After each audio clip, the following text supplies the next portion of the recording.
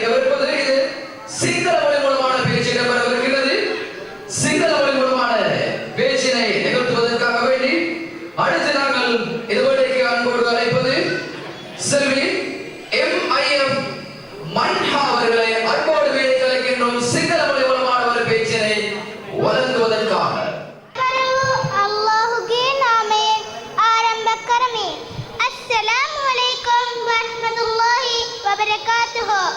ගරු මිනිස්යා මණ්ඩලයෙන්ද මාගේ සහෝදර සහෝදරියන්ගෙන්ද අවසරයි.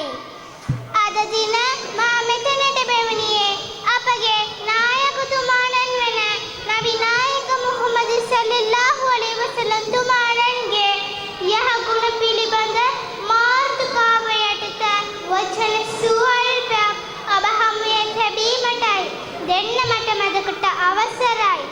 අපගේ නබි මුහම්මද් සල්ලල්ලාහු අලයිහි වසල්ලම් තුමාණන් මක්කාවේ උපත ලැබුවා.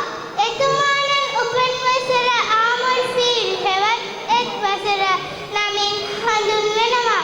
එතුමාණන් ඉපදීමට පෙර පියාණන් වන අබ්දුල්ලා වෆාත් වුණා. එතුමාණන් ඉපදී වසර 6කින් මේනියන් වූ ආමිනා තුමියද වෆාත් වුණා.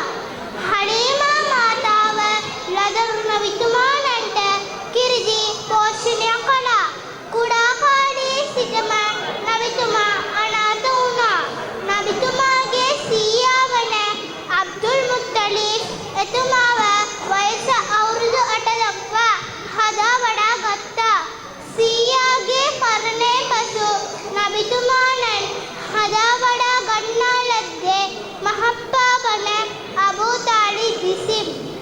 නබිතුමාණෝ යහපත් ගතිගුණ වලින් යුක්ත වුණා. කුඩා කාලයේ සිටම ඇත්ත කතා කළා. අල් අමීන් විශ්වාසවන්තයා, අස්-සාදික් සත්‍යවන්තයා ලෙස ගෞරව නාමයෙන් හිමි වුණා. අන් අයට උපකාර කළා. දුප්පතුන්ට අනුකම්පා කළා.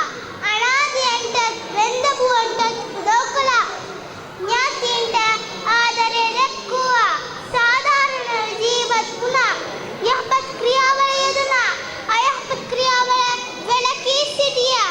මුහම්මද් නබි සල්ලල්ලාහු අලයිහි වසල්ලම් තුමාණන් 63 වන වියේදී එතුමාණන් මදීනාවේ වෆාත් වුණා. මාගේ කතා සුවල්පය සාවධානයෙන් අසා සිටි. සියලු දෙනාටම ස්තුති. ජසාකුමුල්ලා හයිරා. ஜஸாக்குமுல்லாஹ் கைர். சிங்கள மொழி மூலமான ஒரு பேச்சினை மற்றும் ஒரு இடம் செல்வி இந்த வேளையில் கம்பீரமான குரலினால் இந்த வேளையை அலங்கரித்து விட்டு சென்றிருக்கிறார். அவருக்கும் அவரை பயிற்றுவித்த அந்த கல்வியினருக்கும் இந்த வேளையில் நன்றிகளையும் வாழ்த்துக்களையும் தெரிவித்துக்